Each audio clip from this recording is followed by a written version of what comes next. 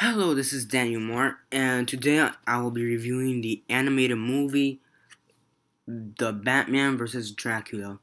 It actually is The Batman if you see the right there. Or Batman vs. Dracula.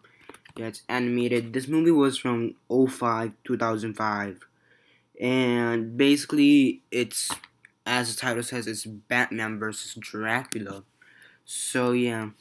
As review goes, I'll do a quick synopsis, likes and dislikes, and then, the rate. So, Batman versus Dracula, basically, the the vampires of all vampires, the king of vampires, whatever, Dracula, has risen from the grave and is basically attacking Gotham and turning most of its civilians into vampires just like him. Yeah, and Batman's basically trying to stop him, and that's basically it. This movie features Reno Romano as Batman, or voice of Batman, Peter Stormare as the voice of Dracula, Tara Strong as the voice of Vicky Vale, which in this movie will be Batman's love interest or Bruce Wayne's, Tom Kenny as the voice of Penguin, um, Kevin Kevin Michael Richards as the voice of Joker, and Alistair Duncan as the voice of Alfred Pennyworth, or Alfred, as he should be called, and whatever. Those would be the main characters. So as I said for the synopsis, basically Dracula and Batman duking it out. Dracula came back from the grave, all thanks to Penguin, because he's trying to find some hidden cash. That and in one of his friends in Arkham Asylum told him, and then he broke out of jail thanks to Joker, and they basically, they kind of performed some kind of pact, and I wouldn't exactly call it a pact, but some kind of mutual friendship there, and then in order to get the cash, they never actually got the cash. What they found was Dracula. Well, Penguin found Dracula. Joker, he kind of vanished for most of the movie, up to a certain point. Dracula makes him like his wingman, and then he basically goes Dracula basically goes attacking the citizens of Gotham, and trying to turn them into vampires and his army of vampires. Um, Joker does come back at some point, literally robbing a blood bank because he became a vampire. Due to his stupidity. Penguin tried to warn him, but, well, Joker. He never listens. So, he turns into a vampire. Joker does, and, Joker then gets captured by Batman. Batman cures him after a while. And then Batman goes on to fight Dracula and most of the undead vampire citizens of Gotham. He heals all of them and then eventually kills Dracula in an epic showdown. Also on the side you have Bruce Wayne, dealing with his love life, with Vicky Vale, and then trying to stop this, and yeah. So that would be a more clear synopsis, besides what I said originally, just Batman and Dracula duking it out. And that'd be a better synopsis. So yeah, the voice acting in this movie was pretty decent, was great in my opinion. The one I really didn't, the one for Joker, Kevin Michael Richardson, he wasn't bad, but he was a bit strange in my opinion. For Joker, he was strange for the voice, but I think that's because I'm not used to Joker having such a deep voice in my opinion. So, because in this movie, Joker had a pretty deep voice. So, yeah, I mean, but besides how most of the other characters are, pretty, they're voiced correctly in my opinion. Joker, he seemed weird, but was still decent enough, and really didn't bother me much, but it bothered me a little bit. The character development was pretty cool. I did like the love interest part. that was pretty cool. Seeing Batman, Bruce Wayne dealing with his love life and his hero life and the crime life. As for Dracula, I thought his character was pretty interesting, and I honestly think this for a movie like this type of versus matchup is maybe pretty cool in my opinion. One of the coolest hero versus villains. Um, I really like it. So yeah, the action scenes, they're cool. There's some action scenes like maybe five or between like three to five, and they're pretty well done.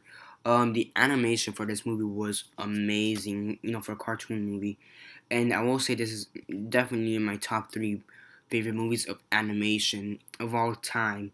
Um, I don't know what order they will be, but it'd have to be Batman versus Dracula, Teen Titans Go to Tokyo, and then Wally. Wally.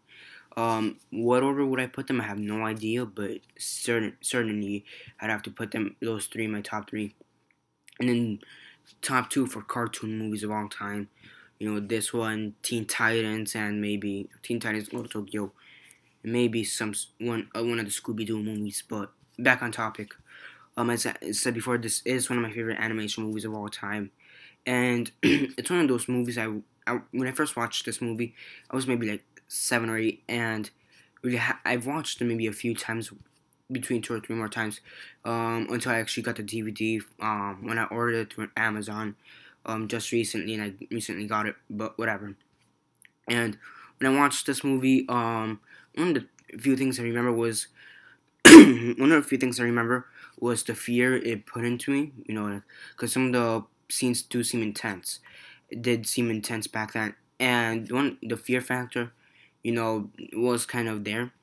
When I was little, I remember having nightmares and, being scared to death about Dracula and, and all that.